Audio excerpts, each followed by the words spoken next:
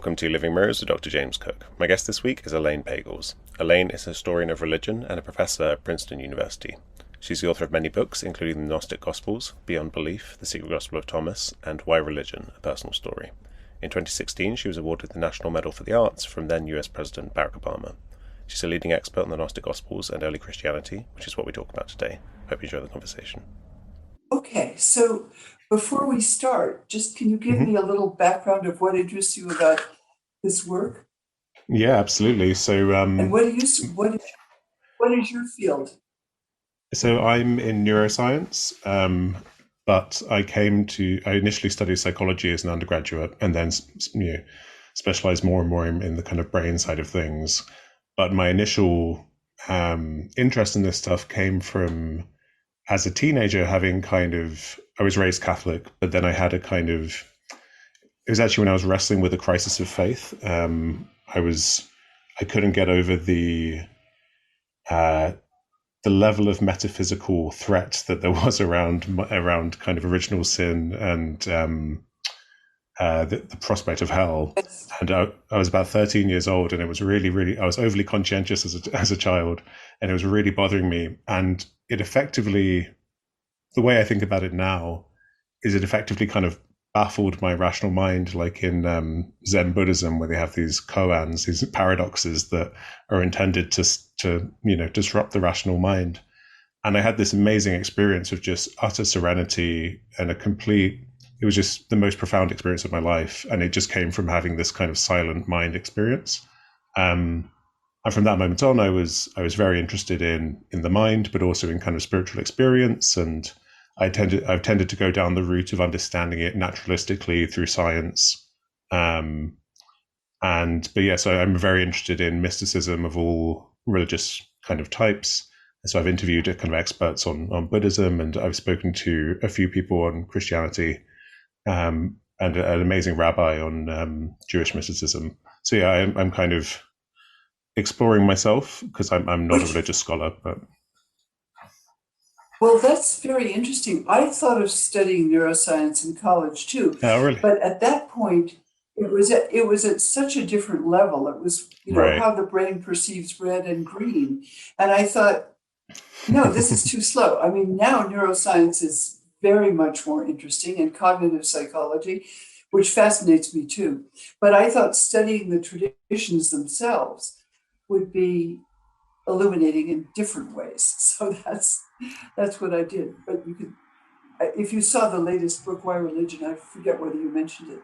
It does talk about that, but also, and that I'm sure we'll talk about this, religion as experience, as the kind of experience you had, Right, not exactly. as a set of cognitive beliefs. Yeah, that was the the thing that was liberating. I mean, in that experience, I was immediately released from all concerns around dogma. I suddenly felt that there were deep kind of experiential spiritual truths that you can discover yourself, but I didn't need to worry about other people telling me scary stories. Really, it was just like, okay, these are just things people are telling me. These are words, these are ideas, but the real Yes, thing is yes, something you discover yourself, that's not really, is kind of beyond words and ideas, I would say. exactly. And as you see, when I discovered the Gospel of Thomas, I said, okay, this makes sense to me, not the other. Right. So maybe we can begin with a bit of your background, how you became interested in Christianity in the first place. Well, like many people these days, I was brought up in a secular family. It was nominally Christian, but my father had given up the kind of ferocious Presbyterianism of his family for Darwin as soon as he encountered science. And he said, well, obviously, these stories are just silly old folk tales. Who needs that? Only ignorant people would be religious. So he just dismissed the whole thing as something that only uneducated people would have any interest in. And yet I love poetry and music and dance and all kinds of creative expressions that are very traditionally grew out of religious traditions, ancient ones, native ones, Christian, Jewish, all of them, Muslim, grew, they developed a great deal of poetry and music and ritual and all of the forms of imaginative exploration. So I loved those, but I never knew until I was 14. I wrote about this, that I was living in what I thought was a very boring town, Palo Alto in California, where Stanford University is. My father was on the faculty doing biology. And somebody said, let's go to San Francisco. Well, I thought anything in San Francisco would be more interesting than Palo Alto on a sleepy Sunday afternoon. So I went. What I didn't know, James, is that we were going to a Billy Graham crusade, a crusade for Christ. And that was alien to my background. But there in the sports stadium where I'd seen baseball games played, enormous, like 20,000 people, they were there to see this preacher. And he spoke very powerfully in many ways. And I was very moved by the music and the power of the speech and what he said. And so when the altar call came, I just thought, yes, I'm going down. I'm going to be born again. At 14, that seemed an irresistible invitation to start all over and have a different life. And so I did. And I joined an evangelical church. For about a year, I was intensely involved. And then I had to leave that church. I wonder if that's an interesting form of rebellion if you have parents who are secular. Do you think that was part of it? I do think that was part of it. The other side of it is that, a world in which rationalism is the highest form of understanding felt kind of like a flat earth. There wasn't another dimension, which I didn't know how to articulate. I wouldn't have known what a spiritual dimension was then. But that preaching opened up something that I felt was very powerful, which has to do with the imagination and has to do with the way we understand ourselves, in terms of poetry or visions or whatever. Yeah, I think I like that, the way you put that. And I tend to think of science as kind of a map, but lived experience is the territory. So science and rationalism by itself is a bit dry, but the real stuff can be discovered through spiritual experience. So yeah, I like the way you put that. Well, I like the way Einstein put it. He said you really need both. And later I married a theoretical physicist, a wonderful person, who said to me initially, why religion? I mean, why don't you do something with impact in the real world? And I said, why do you study elementary particles? I mean, what, they're invisible, you can't see them. I mean, what difference does it make? And we both realized we were interested in finding out something fundamental about the world we live in. And he came to enjoy the fact that I was studying religion, thinking about it, not just sort of caught in it as a kind of preacher, but I went to a secular university on purpose so that I could ask the questions I needed to ask. Right. And was it when you were a teenager and you wrote about a car crash in which a friend died that was kind of pivotal for your relationship with this evangelical church? Yes, it was. I mean, that's how I suddenly was precipitated out of that church as suddenly as I'd been precipitated into it. It was an accident following a party in Palo Alto in which people were driving too fast. And one of my closest friends, who was 16 years old, was crushed when the car turned over. And in it, there were two other friends of ours. One was a musician, Jerry Garcia, and another was his close friend, Alan Trist, who was actually on a gap year from Westminster School right before he would go back to Cambridge University. And he had oddly become a friend of Jerry Garcia, who was a Latino street kid, sort of just out of the army, with a great gift for music. And they became very unlikely buddies and traveled around together and enjoyed each other. And so then I went back to my evangelical church, brokenhearted because our friend had been killed in the crash, a very extraordinary person. And my evangelical friend said, "That's terrible. Was he born again?" And I said, "No, he was Jewish." And they said, "Well, then he's in hell." And I felt like I had been sort of socked in the stomach. And I thought, well, wasn't Jesus Jew? What are you talking about? This was supposed to be about God's love. It has nothing to do with what you just said. So I just walked out of there and felt utterly desolated. I never went back. And it was years before I ever approached Christianity again. But when I did, it was not looking for faith. I was trying to say, what hit me then? What was it about those traditions that seemed to open up a dimension of experience that I hadn't even known existed? How did it start? How did the story of Jesus give birth to these institutions, which claim to know everything about him and claim to offer the only route to salvation, whatever they mean by that? So I wanted to understand the history. Like you, I wanted to take a secular approach and did. Right. Behind it, there was a spiritual quest involved, but I wasn't going to take that route. And is it right that that car crash is where the band The Grateful Dead get their name from?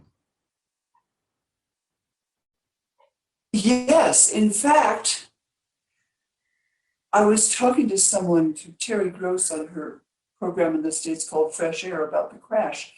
And I said that 5 years after the accident, Jerry Garcia started a band. I was in graduate school by then, but he started this band and he called it the Grateful Dead. And I thought, oh, that must be because he and Alan nearly got killed. And then somebody called up Alan Trist. By that time, Jerry had died. That was just a couple of years ago. And called up Alan Trist and said, some woman on radio was talking about how the band got their name, but that's not what happened. We know the story. And he said, you don't know the story, because it really was about the car crash. Jerry had said that was something that transformed his life, made him serious about his music. And after that, Alan Trist went back from Cambridge University studying anthropology to become the music publisher for the Grateful Dead for the next 35 years. Wow. And with that generation, there were a lot of people, I guess, becoming interested in mysticism and kind of looking east, because Christianity seemed, at least, from the mainstream version of Christianity, seemed to lack that mysticism, right? Even in Judaism, there's kind of Kabbalah, and in Islam, there's kind of Sufi practices. There are these mystical strands, but I think a lot of people kind of turned to Buddhism, Hinduism, when they had these mystical experiences in the 60s to find some framework. But I guess what we'll be talking about today is these Gnostic traditions, right, that did exist, it seems, within Christianity, but were suppressed. Yes, exactly. I mean, what we knew about Christianity, and you would know this, of course, is that it was mainly, do you believe in God? Do you believe in Jesus as the Son of God? What do you believe? So it's a set of beliefs, it's a code of beliefs that was created, of course, in the 4th century, long after the death of Jesus. There was a Christian movement for 300 years before there was that kind of a creed. And as you suggested, I mean, that had very little to do with the experiences that people saw as genuinely transformative of our lives, because those had not been the focus of Orthodox Christianity. But when I went to graduate school at Harvard, suddenly I discovered there were many more Gospels than we had ever known there were. They were all called heresy. And they were buried for nearly 2,000 years and found unexpectedly in a find in Upper Egypt in a cave. And those texts spoke to a very different dimension, just as you suggest. And those texts are the Nag Hammadi library, is that right? We call them that because they were found in a collection probably taken out of a monastery in the 4th century in the monastery library and hidden because the archbishop have said, okay, there are only 4 gospels that are genuine gospels.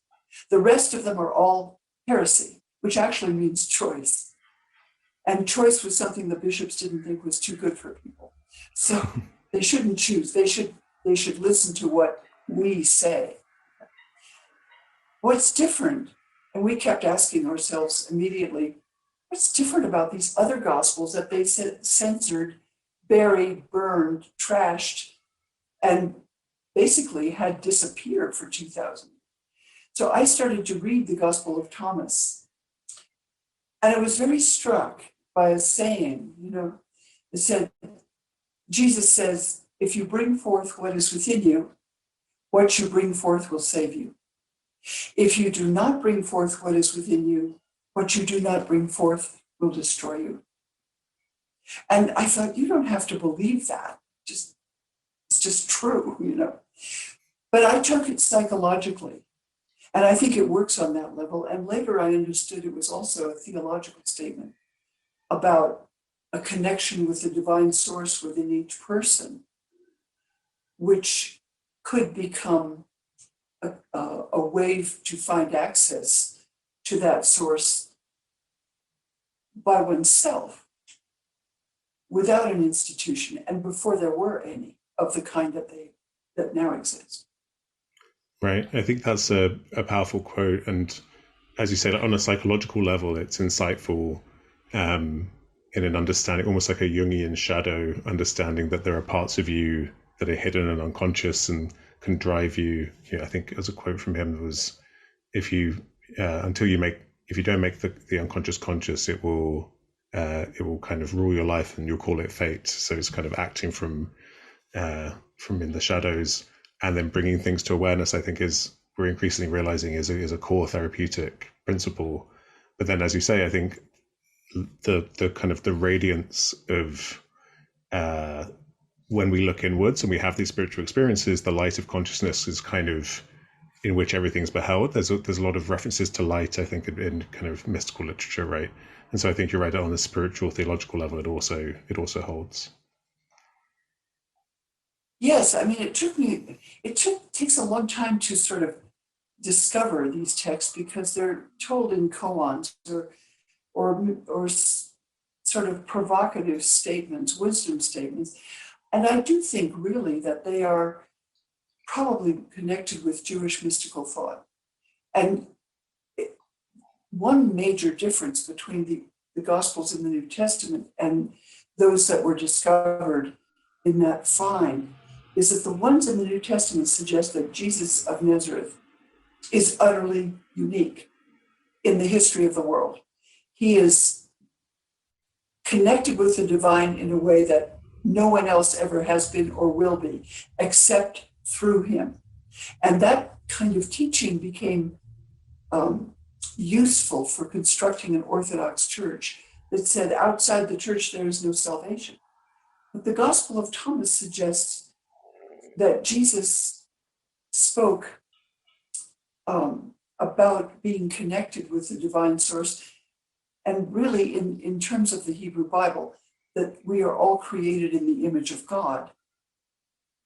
And because you can't make an image of God in traditional Judaism, it's forbidden. The only image which is allowed is one that the prophets articulated in words. They talked about, for example, Ezekiel, when he talks about being carried up into heaven and seeing the Lord. What did he see? He said, I saw a throne and something like a human being, but it wasn't a human being. I saw jewels and lightning and fire and brilliant glory shining. I saw light pouring out. So light became the image you could use for the God of the Hebrew Bible. And in the Gospel of Thomas, Jesus speaks of that light as the source from which the universe comes. It's a metaphor for energy, for divine energy from which the world came into being. And then Jesus says, you probably know in the Gospel of Thomas, I am the light that is before all things. I am all things. All things come forth from me. All things return to me. Split a piece of wood, and I am there. Lift up a rock, and you will find me. So it's as though this whole universe, I'm looking out at the mountains now, and the stars and the wilderness in Colorado, that all of this came forth from some source which is beyond our comprehension, but which can only be described as light, and that we came forth from that source too. And that's why we have access, a kind of light within us, as the Quakers would later say, the inner light. I think George Fox had the same kind of insight when he founded the Quaker movement, Right. that there was something within you or any of us that could connect you with that source.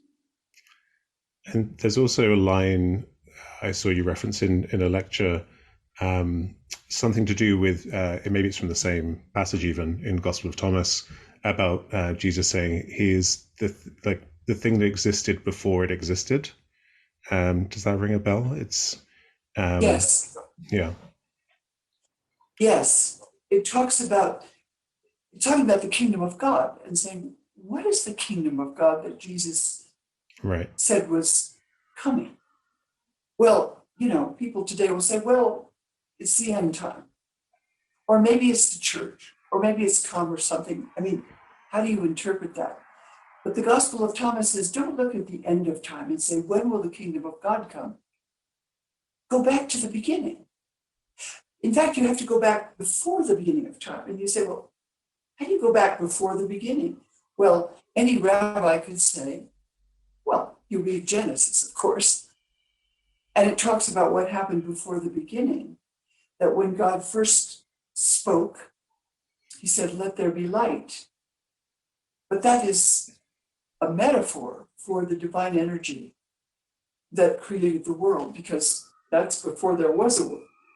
So that's what these rabbis would have seen in the Gospel of Thomas. And Kabbalah, which you mentioned, wasn't really written down until Sephardic Jewish communities wrote certain powerful books, usually dated to the 11th to the 15th century of the Common Era. I mean, you weren't supposed to talk about mystical teaching because it could give immature people an inflated idea, well, I'm God, or some kind of foolishness. So they said, you have to just speak it to people who are mature enough to understand. But the secret gospel, like Thomas, I think, is an articulation of Jewish mystical teaching, and it claims that Jesus knew that teaching and taught it privately. Because the New Testament Gospels, as you know, are all about what Jesus taught in public, thousands of people sitting on the hillside, and he's preaching in public. But Mark says he also taught secretly to his disciples. And the Gospels in the New Testament usually don't tell you anything about secret teaching. But the Gospel of Thomas claims that in secret, Jesus of Nazareth knew about Jewish mystical teaching, which was probably thousands of years old before it was actually written in a form that we now have. And there are some professors of Kabbalah at the Hebrew University who endorse that view, because, so I began to think, maybe what they called heresy was really Jewish mystical thought very often. Right. And I mean, you mentioned the idea of secret teachings versus the public teachings, and this seems to be something that we see in all religions, right? That there's the exoteric teachings for everyone at the congregation, and then the esoteric instructions for the initiates, the ones who are responsible enough or skilled enough to really have to go all the way, I guess, with their own personal experience. And so do you think that's the division between the orthodox mainstream view was when the exoteric public teachings became formalized, and everything esoteric and to do with kind of initiation and these private or Yes. secret traditions were the ones that were ostracized. Yes, just as you say, there's not a religion we can think of. I mean, Hinduism, Buddhism, Islam, Judaism, that doesn't have a distinct recognition of a sort of elementary basic teaching. Usually it's about behavior, it's about what you do and what you don't do. It's about halakha in Judaism, it's about Torah. And then a deeper teaching, which has to do with dimensions of experience that go beyond that. And and the secret gospels, see, at first we thought in graduate school, well, there are the good gospels and the bad ones. I mean, the bishop said, these are the true gospels, 4 gospels, now they're in the New Testament. These others are garbage, so just don't read them. They're bad for you, they'll lead you astray. But now we understand that, and it took a while figuring out because these gospels had been so denounced, denigrated, censored, that my professor said at the time, we just thought these things were weird. Well, they are kind of weird, but we finally realized that they're not meant to be replacements of the stories in the New Testament, Matthew, Mark, Luke, and John. They're meant to be an advanced level that can be taught subsequently. But the bishop said, no, there's only this, there's no secret teaching, stop that. Because if you're an institutional leader, you can't control what people say Jesus taught secretly. I mean, you could make up something different and contrary to Catholic teaching. And so in Orthodox Christianity, whether Catholic or Protestant, if you're going to call yourself a mystic, like Teresa of Avila or John of the Cross, you better sound a lot like orthodoxy, because you are in danger of the Inquisition. You're in danger of being called a heretic yourself. I mean, as someone who really believes in the importance of direct mystical experience, I'm not inclined to dismiss them as just weird, as you say, some people are. But as I was reading the Gospel of Thomas, I was definitely struck by a kind of tone of strangeness. It felt kind of just certain passages seemed kind of odd. And at first I thought, well, this was maybe something special about these Gospels. But then I was reflecting on all of the passages I'm familiar with from a Christian upbringing, and just the sacrament, the body and blood of Christ, right? If you were to hear that with fresh ears, that sounds quite odd. That's not the kind of thing you hear in everyday life, right? So part of me was like, okay, maybe they're not particularly strange. It's just I'm hearing them with fresh ears, and we've got this sanitized version of it now where we're all used to we're told what it represents and all this other stuff. But yeah, I think when people turn to these texts, they can be surprised by some of the strangeness there. Yes. Well, there's a lot of strangeness in Christianity. But, I've been recently rereading the Gospel of Mark. It's one of my favorites. And, it's the shortest and the earliest one we have, and Matthew and Luke are based on it. And it looks like a simple narrative, but it's not. In fact, there was an extraordinary British critic, Frank Kermode, who wrote a book called The Sense of a Beginning about the Gospel of Mark.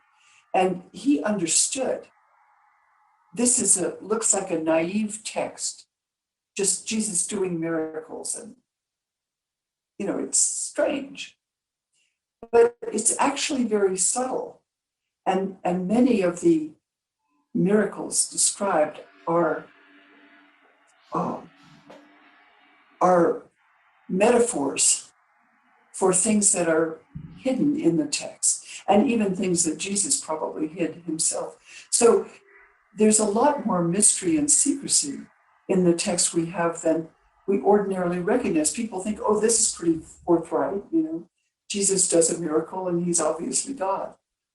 But traditions are not that simple. Right. And you said that Mark was the earliest, but is there, I know there's a debate about how old the Gospel of Thomas is, but is there a possibility that it's even earlier than Mark?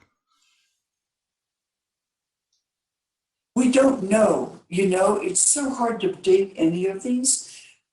We think not even that Mark was the earliest, because Luke said many people were writing about Jesus at the time, but it's the earliest narrative that survives, right? And it's written maybe 40 or 50 years after the death of Jesus. So when I was in graduate school, my professor thought, well, the earliest memories of Jesus wouldn't so much be stories and narrative, it would be sayings. Like Jesus said, the parable of the mustard seed, or Jesus told the story of a treasure hidden in the field. These are little, they call them pericopes, meaning a sort of a little piece of the teaching. And so to find a text that was just sayings, that's what scholars always assumed would have been the earliest, that there would be lists of the sayings of Jesus. And that's what most scholars assume were the earliest written sources. So to find a source that was nothing but sayings struck him as possibly earlier. We don't know, though, because it seems to me that we have evidence that the Gospel of Thomas is written, at least it had been written by the time, the end of the first century, by the time, say, the Gospel of John had been written, or maybe earlier, but we don't know. Scholars who really don't like this material, and I can mention a prominent scholar at Cambridge University who has written massive commentaries on the Gospel of Thomas to prove how derivative it is and how insignificant. It's all dependent on the other Gospels. And people who say that, this is Simon Gathercole at Cambridge University, people who say that will always say, well, and also, of course, the Gospel of Thomas is written very late, because the actual texts we have that were found in Upper Egypt were written in the 3rd and 4th century. Well, totally irrelevant, because what we have, the texts, are papyrus copies in Coptic, ancient Egyptian, of what was a Greek source written far earlier, and we have pieces, fragments of the Greek source that were found in Oxyrhynchus in Upper Egypt in garbage dumps, along where you can also find fragments of the Gospel of John and the Gospel of Mark. So it looks really quite early, but we don't know the dates, and that doesn't really guarantee much anyway. But the important thing, I think, is that scholars really divide on this. Some, like me, find it say, wait, this really expands our perspective on the early Christian movement, and it explains a lot of things that we had no clue about. And others, like Gathercole, will say, oh, secondary derivative, ignore this stuff. All we really should care about is what the Orthodox Church endorses. And Orthodox, in Greek means straight thinking. So they have the straight thinking Gospels, or so they claim. That perspective, to me, seems to place a lot of trust in the, I guess, the theological motivations of the people in power who chose the Gospels that were to become canonical.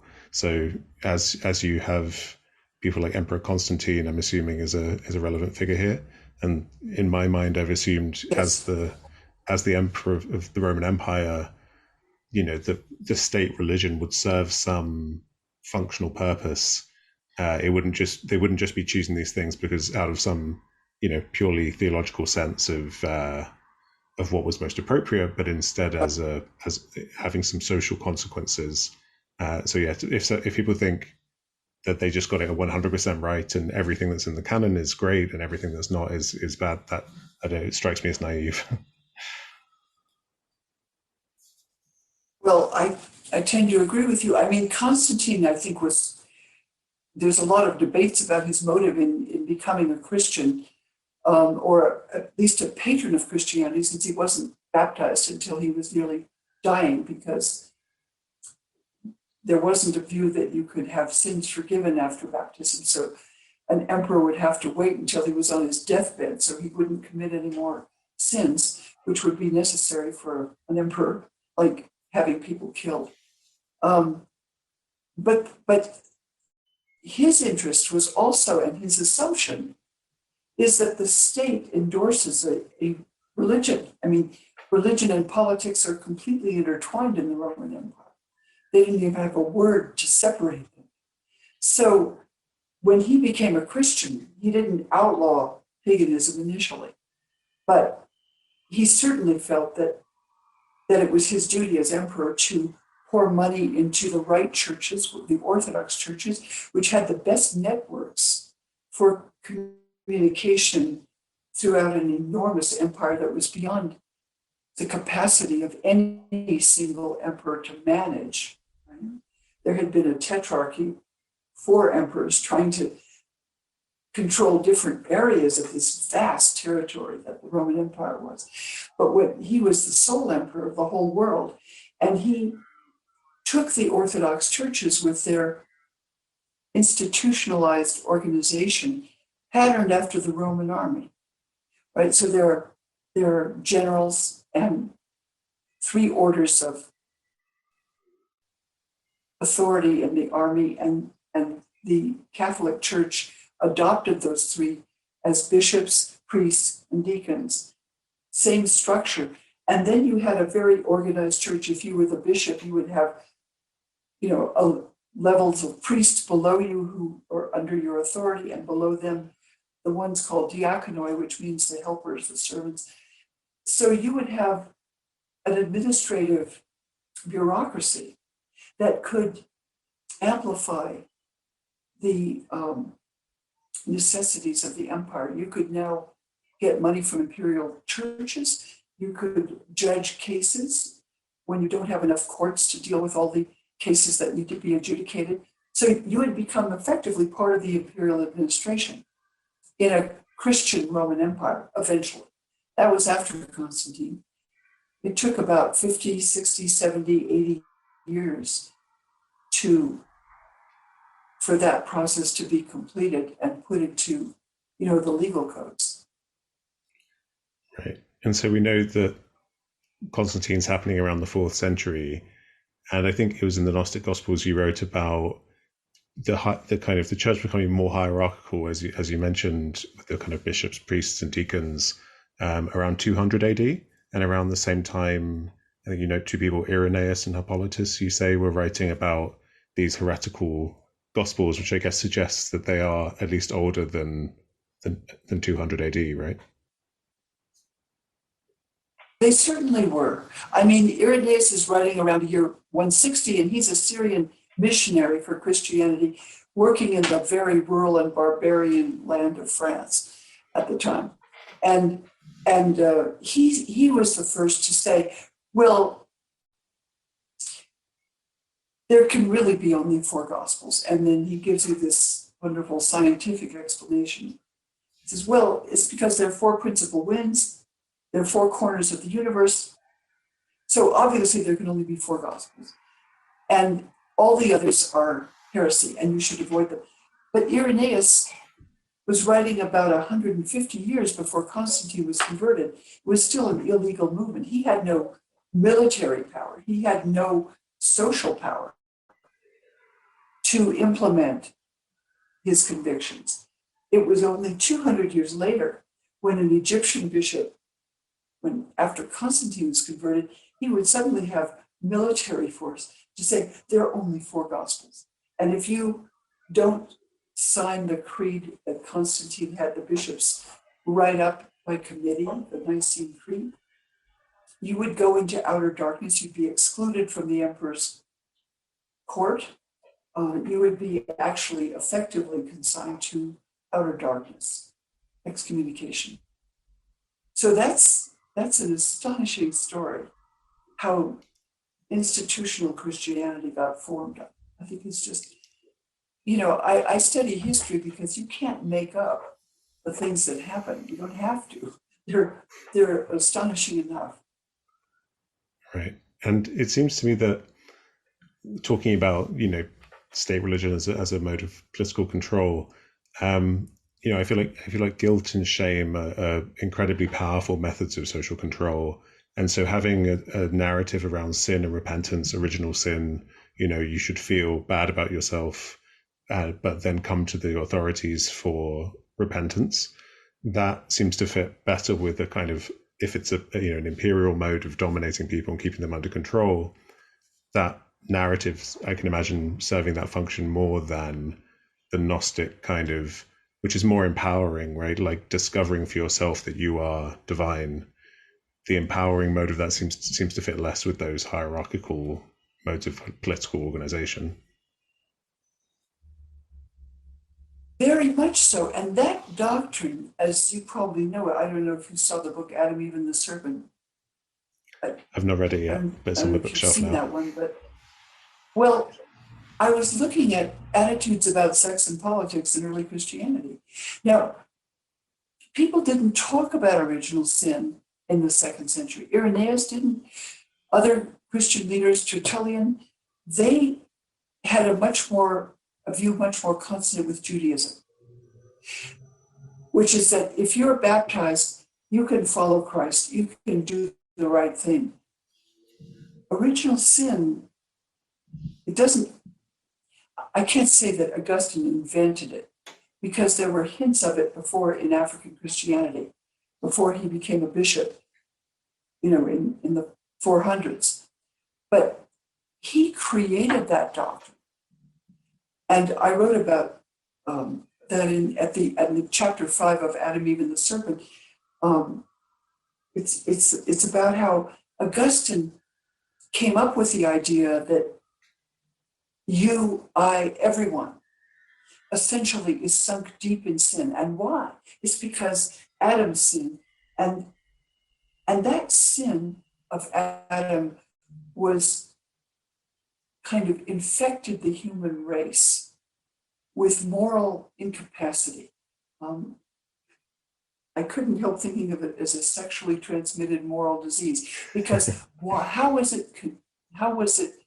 did humans become infected with it? He says, this is in the City of God books 9 to 11 and 12 to 14. In the City of God, he explains that Adam, we were all in Adam. Adam was a composite human. Other people hadn't thought so. They thought Adam is just a folktale example of a bad example. He chose the wrong thing. You're supposed to choose the right thing. That's what rabbis would say about that story. But he said, no, Adam was a composite person, and he contained the whole human race in himself because he procreated the human race. He's talking quite literally. He's talking biology, as if it were a biological story. So how were we in Adam? We were in the semen. Now, do you know why Jesus was the only human without sin? I mean, is that obvious? Because he didn't have a human father. Well, exactly. So if he wasn't conceived the way everyone else was, he was free from sin, because Augustine literally says it was transmitted through semen. And that's why the psalmist says, in sin my mother conceived me. I mean, it's astonishing how he combines a biological image with a theological concept. I was staggered. Augustine is a wild writer, but a very powerful one. And this was a very questionable issue in the 4th century. Some people say that Augustine sent 50 Numidian stallions, very prized horses, to the Bishop of Rome to urge him to vote for Augustine's view of original sin. Now, I don't know if that's true, but I've read it in various German monographs. And I asked myself, why did the church accept this really far-fetched teaching instead of the more traditional teaching which it shared with Judaism? And I think it is precisely as you said. If you were an emperor in the 4th century, you could say, well, if everyone's a Christian now, we don't need an army. We don't need police, because everyone can now be counted on to behave well once we're baptized Christians. But that's not what happened. People were still acting the same way people act, power hungry and so forth. And And so the idea of original sin,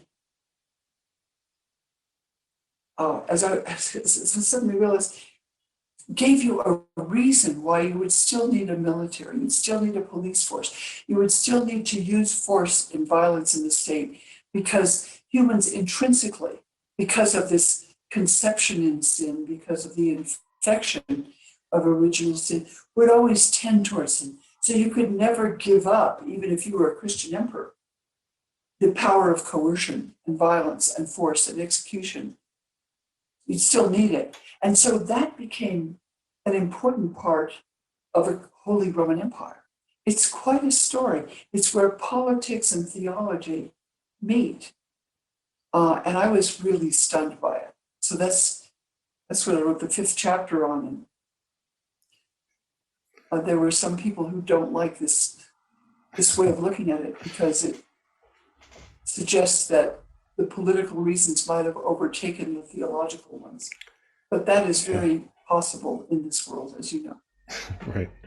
Yeah, I mean, that's extremely well put. The justification of continued domination and coercion and violence, because to me, the kind of spiritual impulse is one that's very, it's tied up inherently, I think, with self-improvement and being empowered and being a better person. And so I can imagine early on the Christian church being incredibly, having this really positive effect in the world. And then when it becomes a state, Yes. is religion, there being a significant shift. And I think you described it really, really beautifully there. Well, I was thinking of Leon Tolstoy, of course, the great Russian writer, who, when he became a serious Christian, as he did, particularly toward the end of his life, he wrote a famous book called The Kingdom of God is Within You. And then he basically said, well, the message of Christ is the law of love. You have to give up the law of violence. Violence, coercion, execution, military power, police have nothing to do with Christianity. The state should dismantle all of those forms of coercion and recognize that the truth of Christ is about the law of love. Well, of course, that doesn't work in politics, although he did influence Mahatma Gandhi when dealing with the British Empire to try a nonviolent approach, because the Indians could not do a military approach.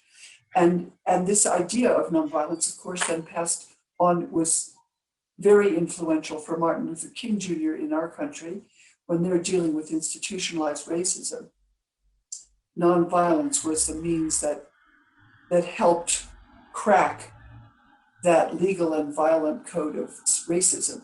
So this has been powerful in history too, but we haven't seen armies and militaries dissolve, obviously. Right. And it occurs to me that to return to the kind of the main themes of the Gnostic teachings, we haven't really kind of defined what we mean by Gnostic. And to me, I think the etymology is the same root Yes. we get knowledge from, right? So it's to do with kind of insight and kind of realization through direct inner experience. Exactly, and I'm so glad you used that word, because, in Greek, there are 2 words for knowing. One of them, the most familiar, is the word in Greek "ide," which means to see, to have seen.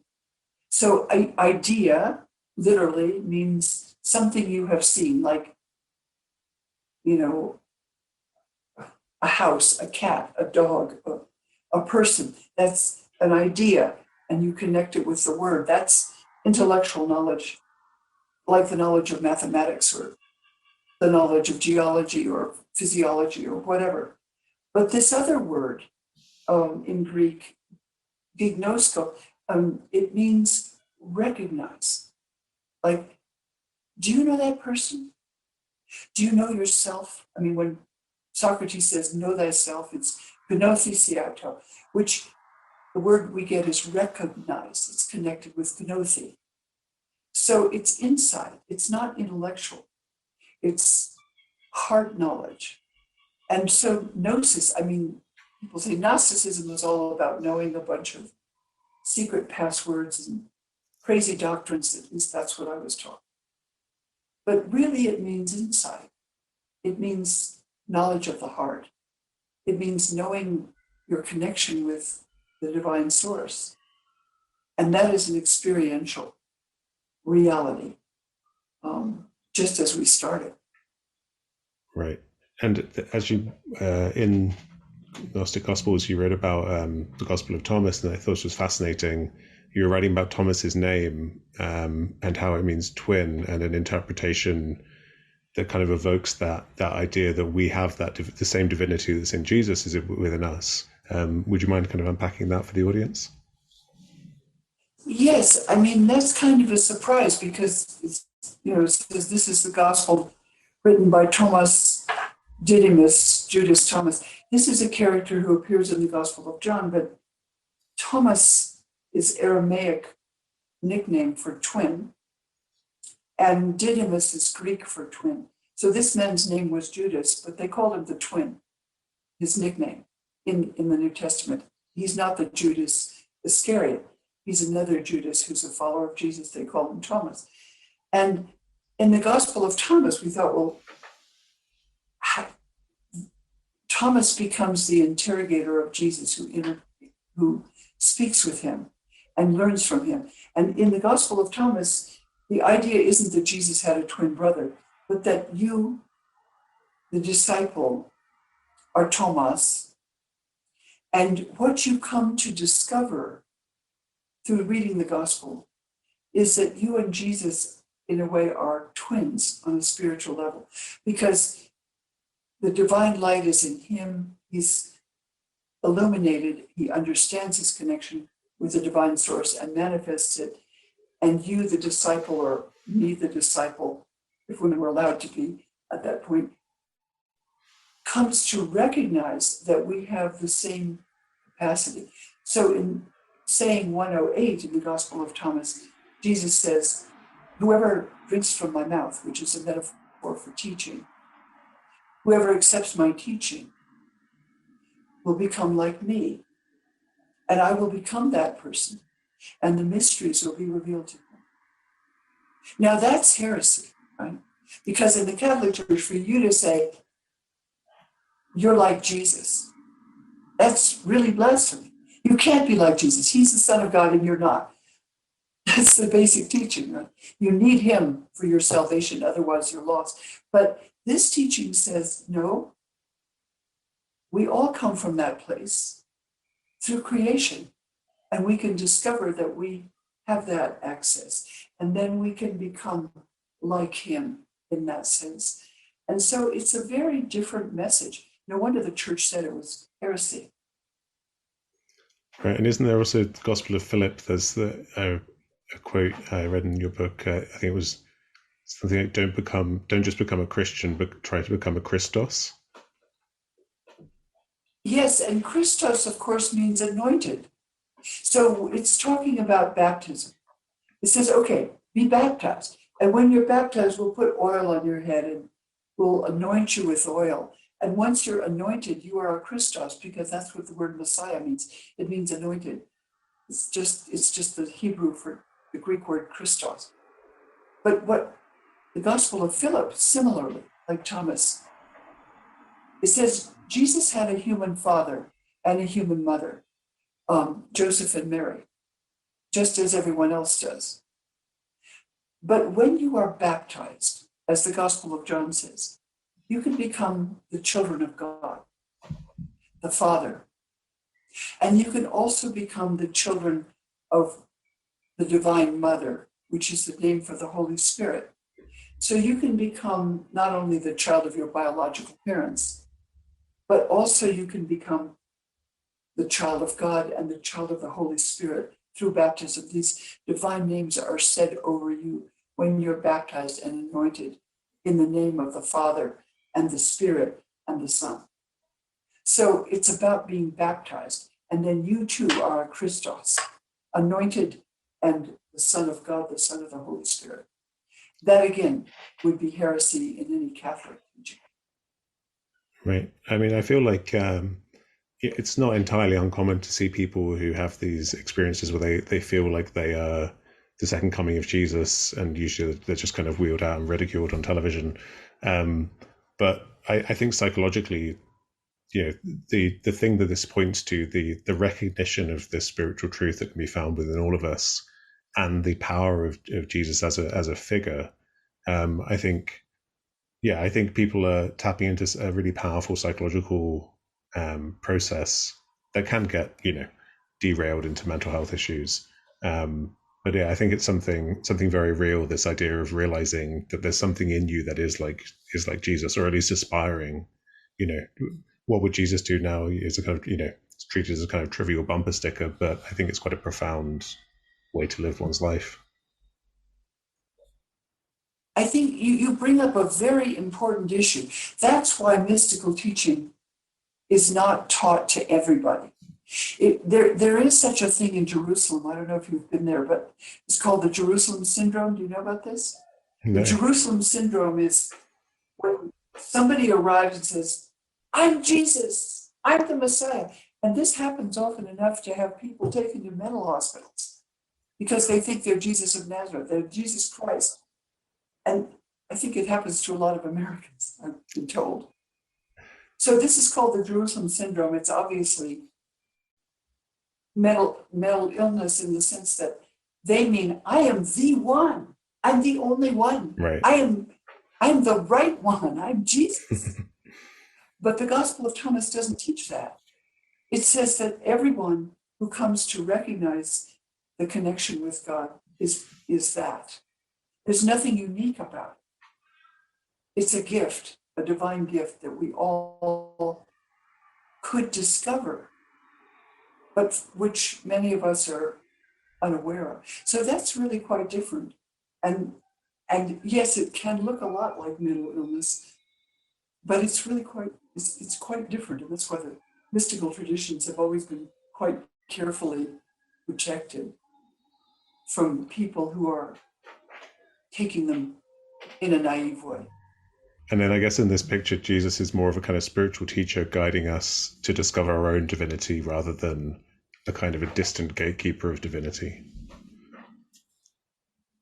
Yes, or the soul gatekeeper.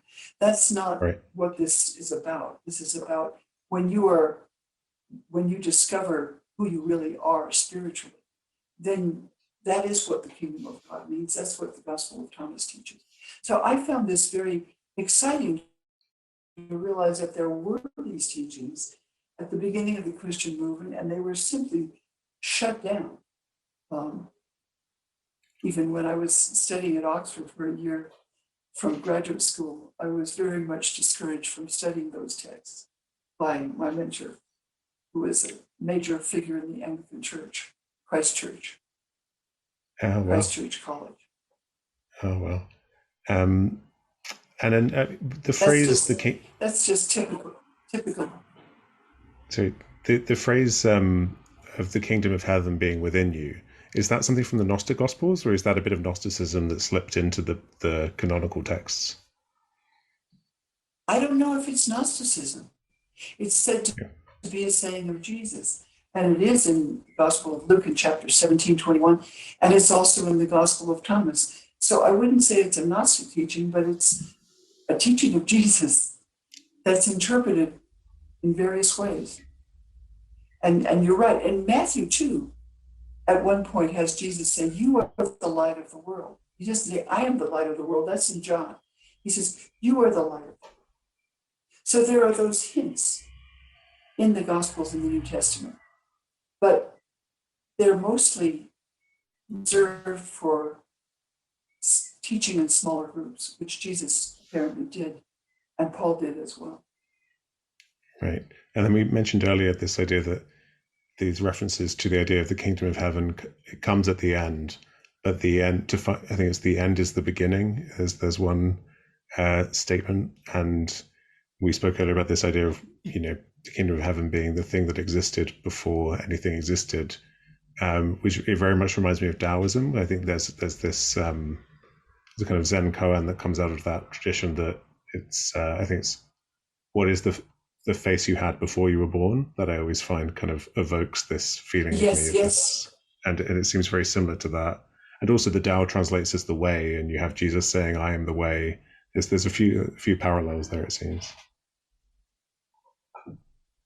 There certainly are. In fact, not only does Jesus say, I'm the way in the Gospel of John, but the Christian path was called, they called Christianity hodos, which means the road, the way. This was a way. Before it was a set of beliefs. It was a way to live. It was a way to treat people. It was a way to experience a relationship with God and other people and the world and everything, right? Before it was a set of dogmas. And that's what I love about studying this early movement, because you see that there was a lot more diversity and range in the early Christian movement than was ever transmitted.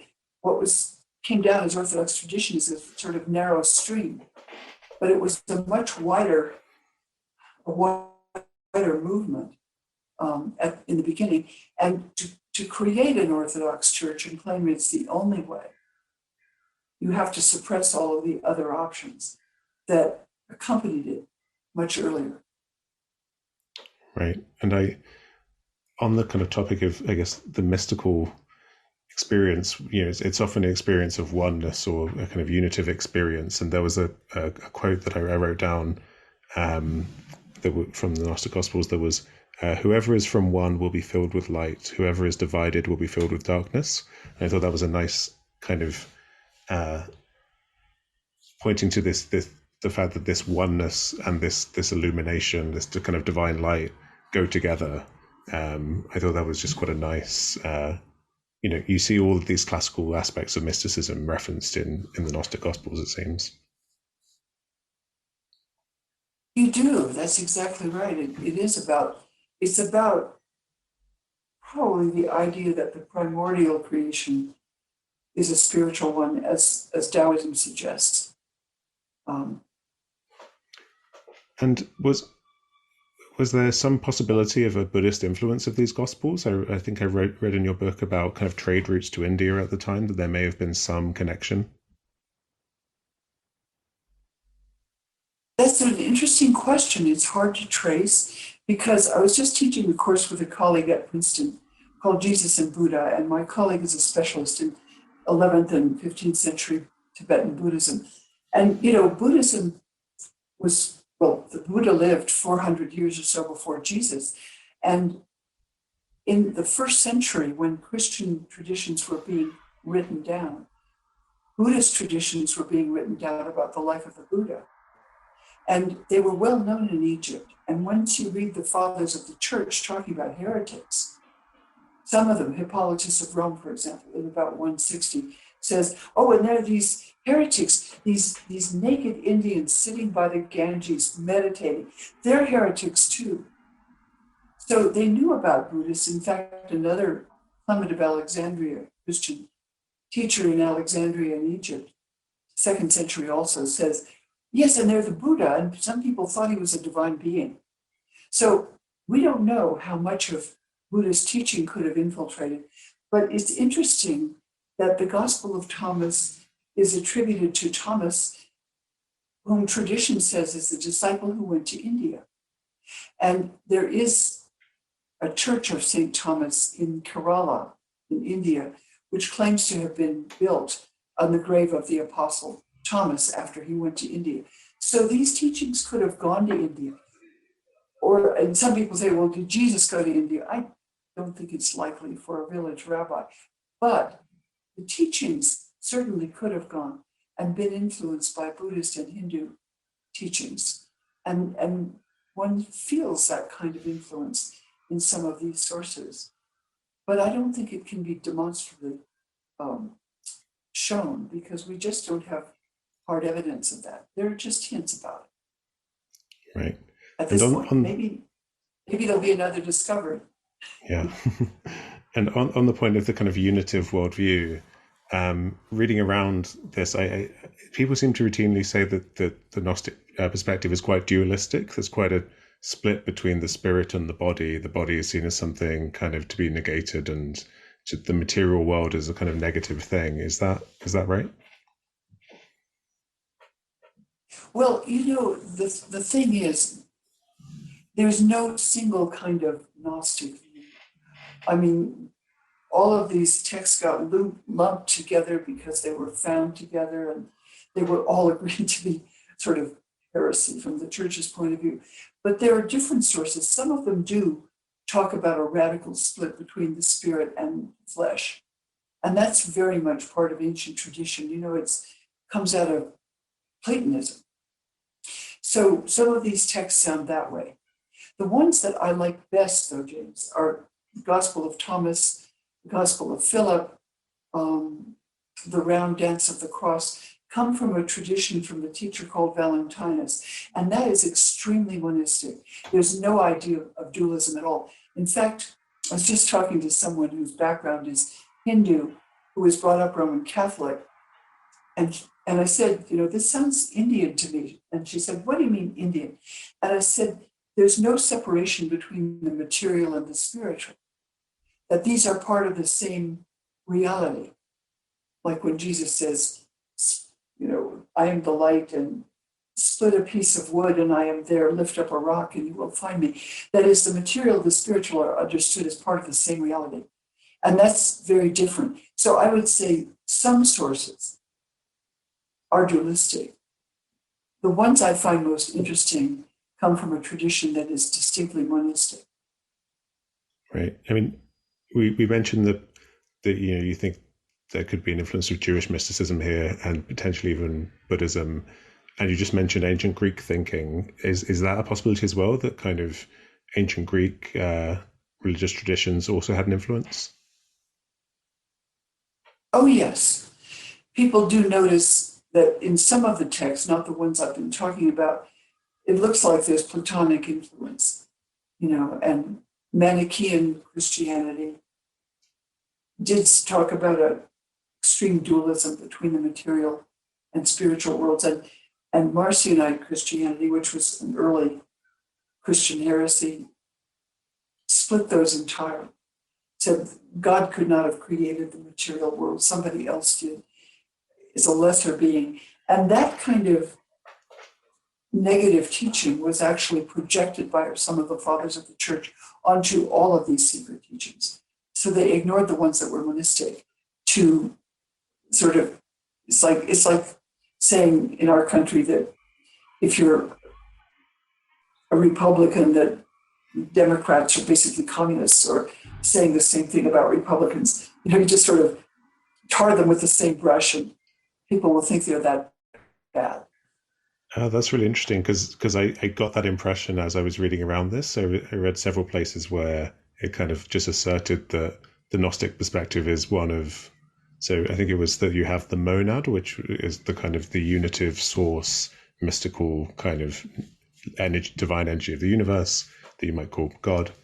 And then that splits off into beings called aeons, one of which I think it was called a demiurge, which is the God of the Old Testament, but that was a negative figure who had imprisoned our perfect spirits in a kind of, the material world's this prison. And I mean, having raised Christian, it seems it's very radical to be given this perspective in which the creator God is actually the kind of the villain of the story. But that's interesting to know that there are different schools, that they didn't all have the same perspective. That is the heresy of a teacher called Marcion, who was a teacher in the 2nd century, roundly denounced by Christians who had a much more benign view of the God of Israel. But it was branded as a heresy of Marcion, and then it was taken up later by the prophet Mani, who was a Christian, but he saw Christianity in those starkly negative terms, so that essentially sexuality was prohibited to those who would be perfect.